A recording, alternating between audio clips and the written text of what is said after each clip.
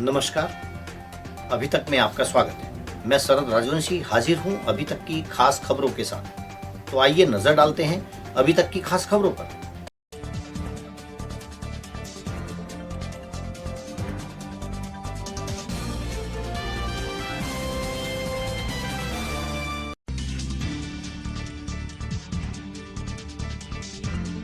Police अधीक्षक बिजनौर नीरज कुमार जादौन द्वारा police कार्यालय पर जन सुनवाई के दौरान कुल 21 शिकायतों को सुना गया।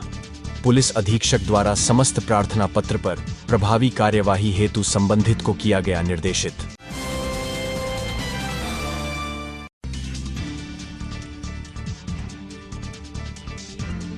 नगीना देहात इलाके में तेज रफ्तार अज्ञात पिकअप की टक्कर से बाइक सवार 3 युवकों की मौत। 3 युवकों की मौत से परिवार में मचा कोहराम।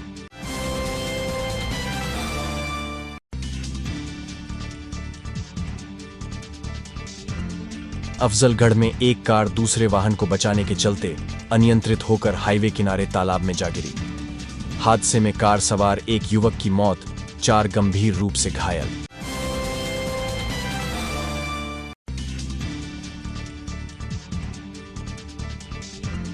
मुरादाबाद में GM एड रोड पर साहू रमेश इंटर कॉलेज में CL गुप्ता आई इंस्टीट्यूट द्वारा आंखों की जांच का लगाया गया शिविर।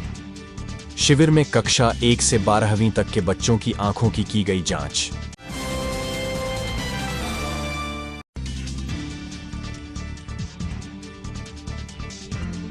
अमरोहा के हसनपुर तहसील क्षेत्र के एक गांव में खेत के ऊपर से गुजर रही विद्युत लाइन से गिरी चिंगारी से किसान की 7 बीघा गेहूं की फसल जलकर हुई राख। पीड़ित ने प्रशासन से लगाई मुआवजे की गुहार।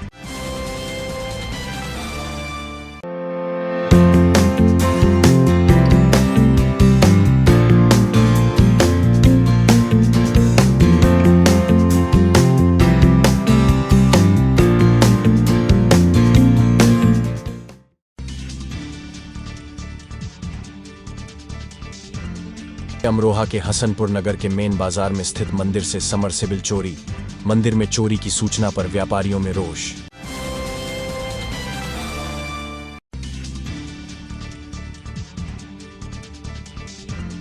चांदपुर में पैदल जा रही 2 महिलाओं को एक कार ने मारी टक्कर। हादसे में एक महिला की मौत जबकि दूसरी महिला गंभीर रूप से घायल।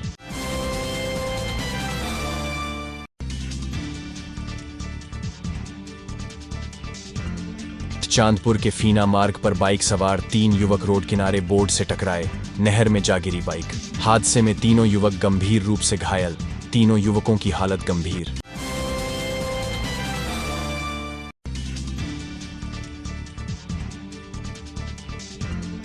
संभल में पठान बिरादरी सम्मेलन का किया गया आयोजन। पठान बिरादरी ने बसपा प्रत्याशी के समर्थन में किया ऐलान। मंडल मुरादाबाद में पहली बार अभी तक न्यूज चैनल का डिजिटली महाअवतार। अब आपके मोबाइल में होगा न्यूज एवं मनोरंजन का अनोखा संसार। गूगल प्ले स्टोर में जाकर अभी तक न्यूज चैनल डाउनलोड करें और अपने मोबाइल में देखें। जनरल नॉलेज पर आधारित जीनियस कॉन, स्वास्थ्य से संबंधित कार्यक्रम, हेल्थ केयर, गानों पर आधारित सुनहरे पल, अपने मंडल की न्यूज और ढेर सारे मनोरंजन के कार्यक्रम अपने मोबाइल में अभी डाउनलोड करें। अभी तक न्यूज चैनल।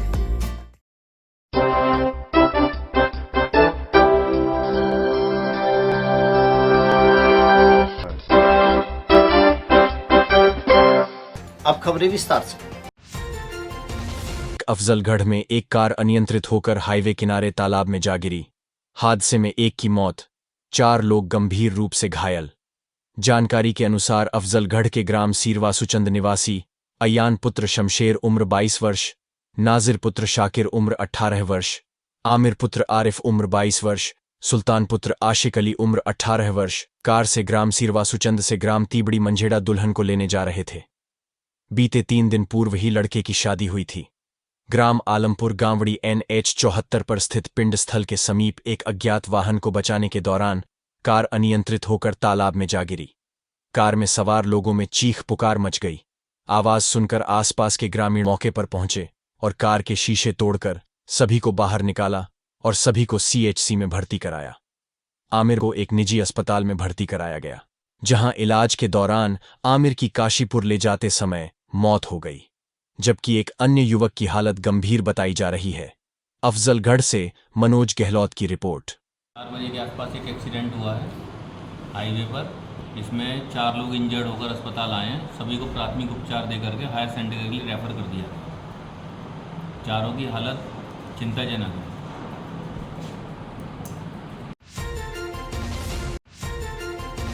संभल में कांग्रेस के मैनिफेस्टो पर उठाए मुख्यमंत्री योगी आदित्यनाथ ने सवाल, कहा, गायों को कसाईयों के हवाले करना चाहती है कांग्रेस।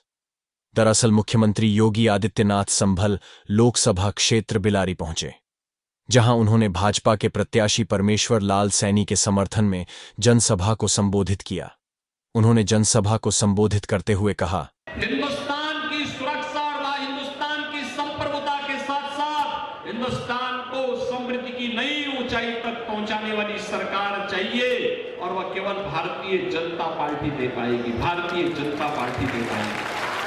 लेकिन देश के विभाजन को फिर से आगे बढ़ाने के लिए कांग्रेस के द्वारा साजिश रची जा रही है, एनडीए गठबंधन के द्वारा साजिश रची जा रही है। क्या यह देश इस साजिश को स्वीकार करेगा? हमें कतई स्वीकार नहीं करना है। बहनों और भाइयों, आज भारत दुनिया के अंदर एक ऐसा है, हम सभी लोगों की संपत्ति का सर्वे करवा देंगे, और सर्वे कराने के बाद अगर किसी के पास 4 कमरे का मकान है ना, तो 4 कमरे के मकान में अगर उनके परिवार में 4 लोग हैं तो कहेंगे कि तुम्हारे लिए 2 कमरे पर्याप्त हैं, 2 कमरे हम दूसरे लोगों को जबरदस्ती कब्जे में ले लेंगे, उसमें कांग्रेस का अधिकार हो जाएगा। ये आपकी संपत्ति को बांटने का काम किसको करेंगे? बांग्लादेशी घुसपैठियों को, रोहिंग्या लोगों को, जो विदेशी आए हैं घुसपैठी, उनको बांट देंगे ये लोग। क्या कोई हिंदुस्तान इसको स्वीकार कर पाएगा क्या? लेकिन ये कांग्रेस के लोग, इंडी गठबंधन के लोग कहते हैं कि ऐसा कर देंगे। बहनों और भाइयों, इन्होंने जो लोग हिंदुस्तान का खाते हैं, जो ये मानते हैं उनके पूर्वज हिंदुस्तानी हैं, उनकी आने वाली पीढ़ी को हिंदुस्तान में ही रहना है, उनको सोचना होगा उनका वोट उन पिछड़ों को नहीं जाना चाहिए जो लोग भारत माता की जय जयकार करने में संकोच करते हो। बिजनौर जिले की चांदपुर तहसील के अंतर्गत बिजनौर मेरठ की सीमा पर 2000 बीघे जंगल पर कब्जे का मामला सामने आया है। बताया जाता है कि भूमाफियाओं ने पिछले 5 दशकों से कब्जा किया हुआ है। ग्राम नारनौर निवासी दीपक कुमार ने बताया, मैं दीपक कुमार, निवासी नारनौर, बरगवास्ता तहसील चांदपुर में हमारी 36 बीघे ज़मीन आ रही थी, जो कि मेरठ बिजनौर की सीमा के विवाद के कारण मेरठ प्रशासन ने ज़मीन पर कब्जा कर लिया था, जिसके कारण हम माननीय उच्च न्यायालय हाई कोर्ट पहुँचे। हाई कोर्ट ने इस पर आदेश दिया कि इनकी ज़मीन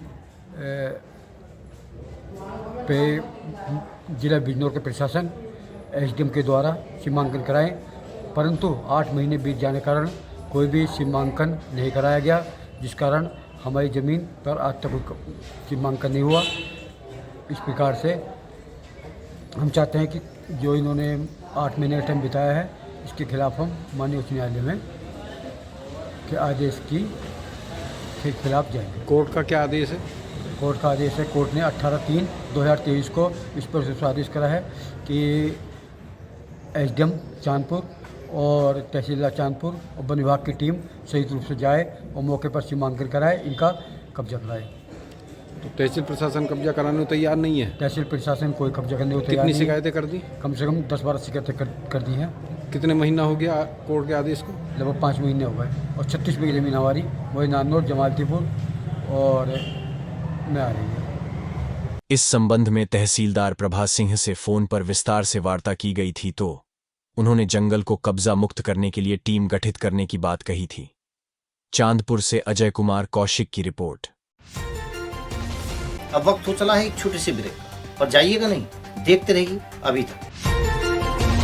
मंडल मुरादाबाद में पहली बार अभी तक न्यूज चैनल का डिजिटली महाअवतार। अब आपके मोबाइल में होगा न्यूज एवं मनोरंजन का अनोखा संसार। गूगल प्ले स्टोर में जाकर अभी तक न्यूज चैनल डाउनलोड करें और अपने मोबाइल में देखें जनरल नॉलेज पर आधारित जीनियस कॉन, स्वास्थ्य से संबंधित कार्यक्रम, हेल्थ केयर, गानों पर आधारित सुनहरे पल, अपने मंडल की न्यूज और ढेर सारे मनोरंजन के कार्यक्रम अपने मोबाइल में अभी डाउनलोड करें। अभी तक न्यूज चैनल।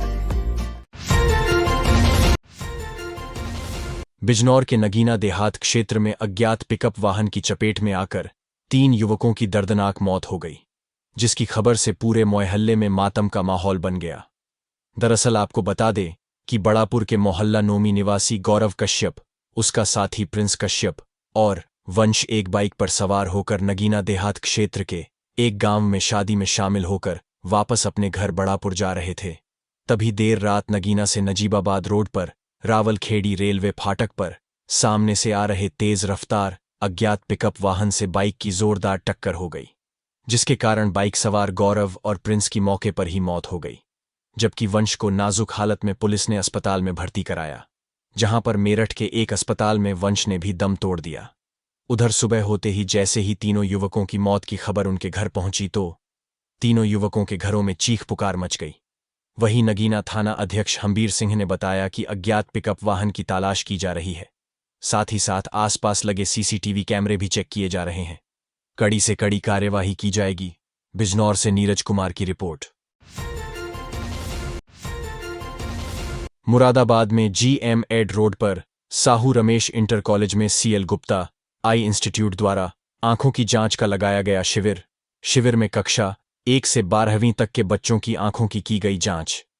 जानकारी के अनुसार मुरादाबाद में GM एड रोड पर साहू रमेश इंटर कॉलेज में CL गुप्ता आई इंस्टीट्यूट की ओर से कैंप लगाकर बच्चों की आंखों का चेकअप कराया गया। उन्होंने बताया कि बच्चे पढ़ाई अच्छी से कर पाएंगे, इस वजह से हमने यह शिविर लगाया है और हमने पहले भी आंखों की जांच के लिए शिविर लगवाए हैं। शिविर में कक्षा 1 से 12वीं तक के बच्चों की आंखों को चेक किया गया है। मुरादाबाद से कुणाल चंद्रा की रिपोर्ट। आई चेकअप कैंप चल रहा है। जैसे कि हम लोग हमेशा ही बच्चों के स्वास्थ्य के लिए, बच्चों की ओवरऑल पर्सनैलिटी डेवलपमेंट के लिए जागरूक रहते हैं। उसी श्रृंखला में हमने सेशन की शुरुआत में बच्चों की आंखों के चेकअप के लिए CL गुप्ता आई इंस्टीट्यूट के सहयोग से कैंप लगाया है, क्योंकि जब बच्चे स्वस्थ रहेंगे, उनकी आंखें स्वस्थ रहेंगी, तभी तो वो अच्छी तरह से पढ़ाई कर पाएंगे।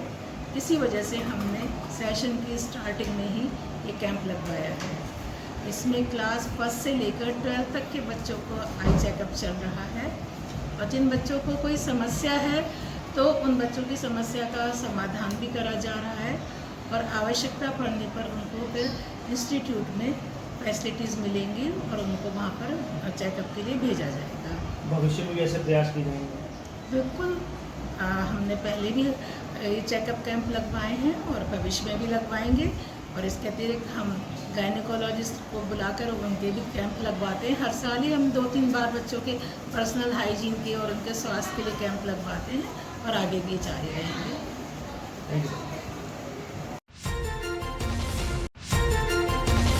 अभी तक में खबरों का सिलसिला यूं ही चलता रहेगा। बने रहिए अभी तक के साथ और देखते रहिए अभी तक। नमस्कार।